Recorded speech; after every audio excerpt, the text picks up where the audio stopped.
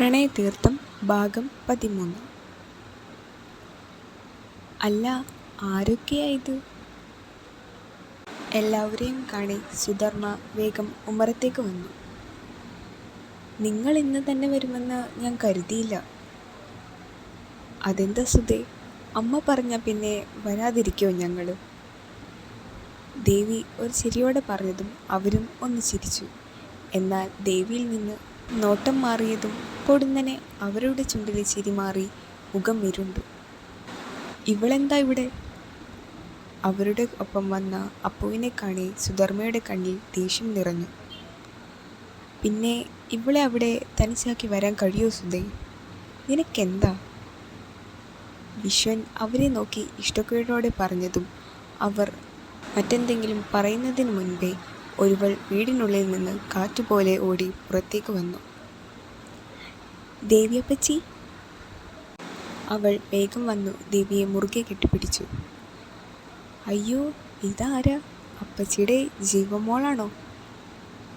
അവർ അവളെ വട്ടം പിടിച്ചുകൊണ്ട് അല്പം കൊഞ്ചലോടെ ചോദിച്ചതും അവൾ അതെ എന്ന പോലെ തലയാട്ടി. വിശ്വമാമ, എന്തൊക്കെയുണ്ട്? സുഖാണോ?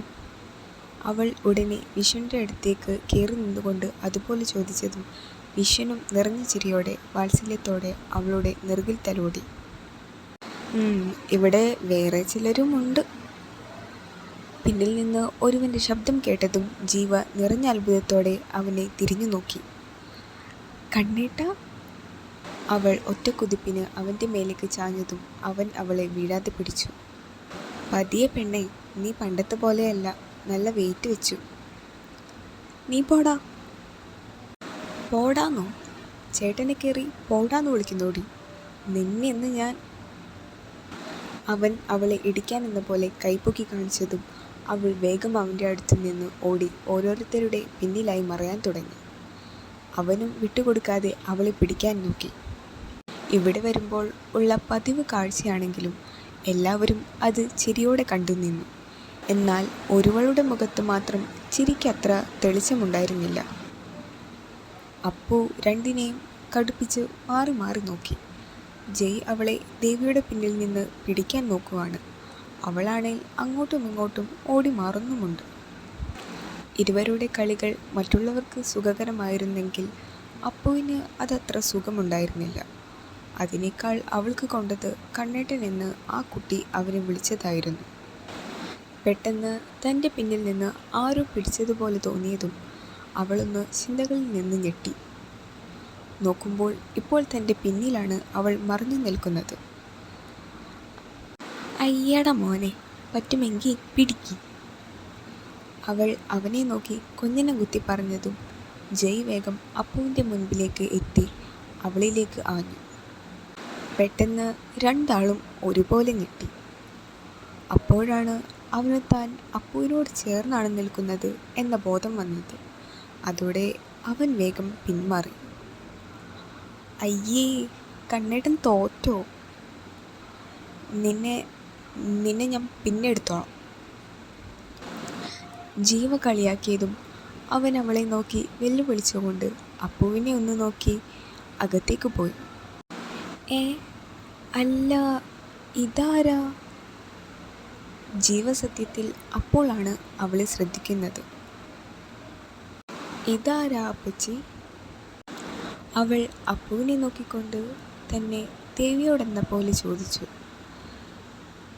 ഇത് മോൾക്കായിരുന്നില്ലേ പരാതി, കൂട്ടുകൂടാൻ ഒരു ചേച്ചിയില്ലെന്ന്? അതുകൊണ്ട് ഞങ്ങൾ കൊണ്ടുവന്നതാ ഈ ചേച്ചിയെ. അവർ അപ്പുവിൻ്റെ അടുത്തേക്ക് വന്നുകൊണ്ട് ഒരു പുഞ്ചിരിയോടെ പറഞ്ഞതും ജീവ ആണോ എന്ന പോലെ അവളെ അത്ഭുതത്തോടെ നോക്കി. എന്താ പേര്? അപ്പുവിനോടായിരുന്നു അവളുടെ ചോദ്യം. അപർണ. അവൾ ഒരു ചെറുപുഞ്ചിരിയോടെ പറഞ്ഞതും ജീവ അവളെ നിറഞ്ഞ ചിരിയോടെ നോക്കി. ഹായ്, നല്ല പേര്. എൻ്റെ പേര് ജീവിക എന്നാ. ജീവ എന്നാ എല്ലാവരും വിളിക്കുക. അവൾ വേഗം അപ്പുവിൻ്റെ അടുത്തേക്ക് വന്ന് അവളുടെ കയ്യിലൂടെ തൻ്റെ കൈ ചേർത്തു പിടിച്ചുകൊണ്ട് പറഞ്ഞതും അപ്പുവും ഒന്ന് ചിരിച്ചു. ബാക്കി പരിചയപ്പെടലെല്ലാം അകത്ത് കയറിയിട്ട്. വിശ്വൻ പറഞ്ഞതും ജീവ അപ്പുവിനെ ഒന്ന് നോക്കി. ചേച്ചി വാ, നമുക്ക് ഉള്ളിലേക്ക് പോവാം. അവൾ അപ്പുവിൻ്റെ മറുപടിക്ക് പോലും കാത്തു നിൽക്കാതെ അവളെയും വലിച്ചു അകത്തേക്ക് ഓടിക്കയറി. അത് കാണി വിശ്വനും ദേവിയും പരസ്പരം നോക്കി ഒന്ന് പുഞ്ചിരിച്ചു. എന്നാൽ സുധർമ്മയുടെ മുഖം മാത്രം കടന്നൽ കുത്തിയതുപോലെ വീർത്തിരുന്നു. താൻ പറഞ്ഞ പ്രകാരം കൃത്യം വന്നതുകൊണ്ട് തന്നെ മാധവിയമ്മയുടെ മുഖം നന്നേ പ്രസന്നമായിരുന്നു. ഒപ്പം അത്ഭുതമെന്നത് എന്താണെന്നാൽ അപ്പുവിനെ കൊണ്ടുവന്നതിൽ അവർ യാതൊരു വിരോധവും പറഞ്ഞില്ല എന്നതാണ്. എന്നാൽ അത് സുധർമ്മയിൽ ഉണ്ടാക്കിയ നിരാശ തെല്ലൊന്നുമല്ല. അല്ല ദേവി, ഈ പെണ്ണിന് ഏത് മുറിയെ കൊടുക്കണ്ടേ? ഞാൻ നിങ്ങളെ മാത്രം പ്രതീക്ഷിച്ചതുകൊണ്ട് വേറെ മുറിയൊന്നും വൃത്തിയാക്കിച്ചില്ല. സുധ അപ്പുവിനെ ഒന്ന് നോക്കിക്കൊണ്ട് ദേവിയോട് ചോദിച്ചതും അപ്പുവേച്ചി എൻ്റെ കൂടെ കിടക്കും അല്ലേ അപ്പുവേച്ചി? ജീവയുടെ വക പരിഹാരവും അവിടെ വീണിരുന്നു. ഹലോ അപ്പൂസി. കോണിപ്പടികൾ ഇറങ്ങി താഴേക്ക് വന്ന ജിത്തുവിനെ കാണെ അവൾ ചിരിച്ചു. നീ ഇത് എപ്പോൾ ഇങ്ങോട്ട് ലാൻഡ് ചെയ്തു? ഇല്ലായിരുന്നേൽ നമുക്ക് ഒരുമിച്ച് വരായിരുന്നില്ലേ? അതിന് എൻ്റെ അമ്മ ഇന്നലെ തന്നെ എന്നെ ഇങ്ങോട്ട് നാട് കടത്തി അല്ലേ അമ്മ? അവൻ സുധയുടെ തോളിലൂടെ കൈയിട്ടുകൊണ്ട് പറഞ്ഞതും അവർ ഒരു ചിരിയോടെ അവൻ്റെ കയ്യിലൊന്ന് കൊട്ടി. ആഹാ, ഇവൾ വന്നപ്പോൾ തന്നെ നിന്റെ മേലെ കൊട്ടിയോ? അപ്പുവിൻ്റെ കൈയും പിടിച്ച് ഓരോന്ന് പറയുന്ന തൻ്റെ പെങ്ങളെ കാണെ പതിവ് ചൊറിച്ചിൽ ഇറക്കിയവൻ.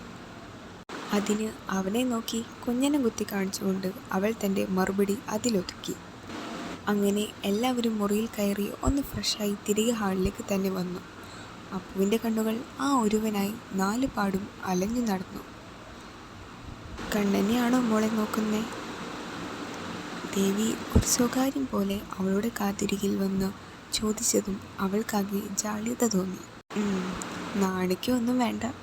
അമ്മയെ പണ്ട് കല്യാണം കഴിച്ചുകൊണ്ട് വന്നത് ഇങ്ങോട്ടേക്കായിരുന്നു.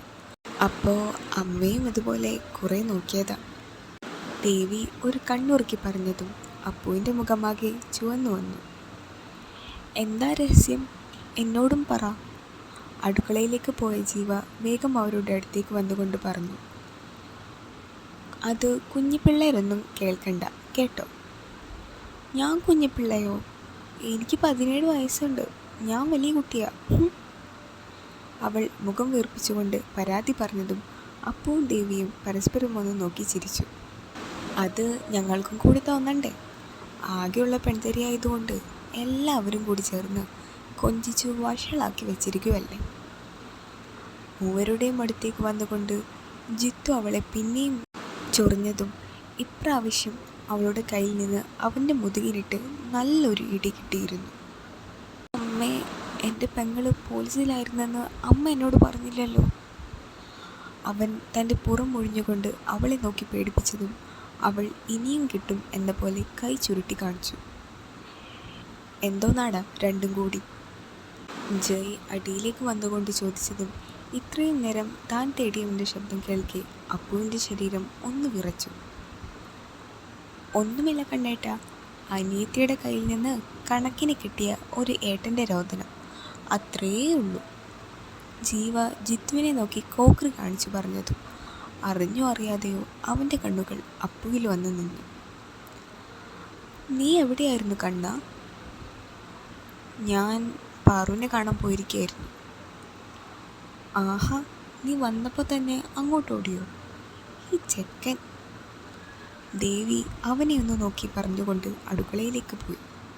പാറുവിനെ കണ്ട് സമാധാനമായോ? ജീവ പുച്ഛിച്ചുകൊണ്ട് ചോദിച്ചതും അപ്പുവിൻ്റെ ഉള്ളൊന്ന് ആളി. പാറു അതാരാ? അവൾ ആരോടെന്നില്ലാതെ സ്വയം ചോദിച്ചു. ആ കണ്ടു, ഇപ്പോഴാ ഒന്ന് സമാധാനമായത്. അവൻ ഒരു കള്ളച്ചിരിയോടെ അതും പറഞ്ഞുകൊണ്ട് അവരെ കടന്നുപോയി. അപ്പുവിന് എല്ലാം കാണി തൻ്റെ നെഞ്ച് വിങ്ങാൻ തുടങ്ങി. അപ്പോൾ കണ്ണേട്ടന് ആരോടോ ഇഷ്ടമുണ്ടല്ലേ? അതുകൊണ്ടാണല്ലോ എന്നോടിങ്ങനെ അകൽച്ച കാണിക്കുന്നത്. അവൾക്ക് വല്ലാതെ സങ്കടം വരാൻ തുടങ്ങി. കണ്ടോ ചേച്ചി, പാറെന്ന് പറഞ്ഞാൽ കണ്ണേട്ടൻ ജീവനാ. ഇങ്ങോട്ട് വന്നാൽ ഉടനെ പോവും അവളെ കാണാൻ. പറഞ്ഞിട്ട് കാര്യമില്ല, കളിച്ചു വളർന്നവരല്ലേ രണ്ടും. അതിൻ്റെ സ്നേഹം ഉണ്ടാവും. ജീവ ആരോടെന്നില്ലാതെ പറഞ്ഞതും അപ്പുവിന് ആകെ കുശുമ്പ് കയറി. ദുഷ്ടൻ! അങ്ങനെ സ്നേഹമുണ്ടേൽ എന്നെ എന്തിനാ കെട്ടിയേ? ഓ, കെട്ടിയതല്ലല്ലോ, കെട്ടിച്ചതാണല്ലോ. എന്നാലും ഇത്രയും ഇഷ്ടമുണ്ടെങ്കിൽ എന്നോടൊരു വാക്കെങ്കിലും പറയാമായിരുന്നു. ഞാൻ എങ്ങനെയെങ്കിലും ഒഴിഞ്ഞു തന്നേനെ. അവൾക്കാകെ സങ്കടവും കരച്ചിലും എല്ലാം വന്നു. എങ്കിലും ജീവ കൂടെയുള്ളതിനാൽ അവൾ എല്ലാം കടിച്ചു പിടിച്ചു നിന്നു. ചേച്ചി, നാളെ നമുക്ക് ഇവിടെ എല്ലാം കാണാൻ പോവാൻ കേട്ടോ. സന്ധ്യ കഴിഞ്ഞാൽ പിന്നെ അമ്മമ്മ വെളിയിലേക്ക് ഇറക്കത്തില്ല. ഇല്ലെങ്കിൽ ഇപ്പോൾ തന്നെ പോവായിരുന്നു. ഭക്ഷണം കഴിക്കാനിരിക്കും നേരം ജീവ പറഞ്ഞതും അവളൊന്ന് മൂളി. എന്തുകൊണ്ടോ അവൾക്കൊന്നിനും ഒരു ഉത്സാഹവും തോന്നുന്നുണ്ടായില്ല. കാരണം നേരത്തെ ഉണ്ടായത് തന്നെ. എന്നാൽ എപ്പോഴും തന്നെ ഒളിഞ്ഞും തെളിഞ്ഞുമെല്ലാം നോക്കുന്നവൾ ഇന്ന് മാത്രം ഒന്നിനും നിൽക്കാതെ, എന്തിന് ഒന്ന് നോക്കുക പോലും ചെയ്യാതെ മൂടിക്കെട്ടിയിരിക്കുന്നത് ആര് ശ്രദ്ധിച്ചില്ലെങ്കിലും ഒരുവൻ ശ്രദ്ധിക്കുന്നുണ്ടായിരുന്നു. കാരണം എന്തെന്നറിയാതെ അവൻ്റെ നെറ്റി ചുളിഞ്ഞു വന്നു. പിന്നീട് ഭക്ഷണം കഴിച്ചു കഴിഞ്ഞതും അപ്പുവും സഹായിക്കാമെന്ന് പറഞ്ഞെങ്കിലും സുധയുടെ സ്വഭാവം അറിഞ്ഞതുകൊണ്ട് തന്നെ ശ്രീദേവി അവളെ ജീവയുടെ കൂടെ വിട്ടു. ചേച്ചി, ഞാനൊന്നും മേല് കഴുകിയിട്ട് വരാമേ, എന്നിട്ട് നമുക്ക് ഉറങ്ങാം. അവൾ തൻ്റെ വസ്ത്രങ്ങൾ എടുത്തുകൊണ്ട് പറഞ്ഞതും അപ്പു ശരിയെന്ന് തലയാട്ടി. അവളുടെ ഉള്ളിൽ പിന്നെയും സങ്കടം നിറയാൻ തുടങ്ങിയതും അവൾക്ക് ആകെ അസ്വസ്ഥത തോന്നി. അവളുടെ കൈകൾ തൻ്റെ താലിയിൽ മുറുകി. അപ്പോഴും ഒന്ന് മാത്രം അവളുടെ ഉള്ളിൽ കിടന്ന് കുത്തിക്കൊണ്ടിരുന്നു. പാറു എന്ന് പറഞ്ഞ കണ്ണേട്ടൻ ജീവനാ. അല്ല, കണ്ണേട്ടൻ്റെ ജീവൻ ഞാനാ. കാണിച്ചു തരാൻ ഞാൻ. നോക്കിക്കോ, രണ്ടിനെയും ഞാൻ ശരിയാക്കും. കള്ളക്കണ്ണ്. അവൾ ചുണ്ടു കോർപ്പിച്ചുകൊണ്ട് തൻ്റെ കണ്ണു തുടച്ച് സ്വയം ഇരുന്ന് പിറുപിറുത്തു. തുടരും.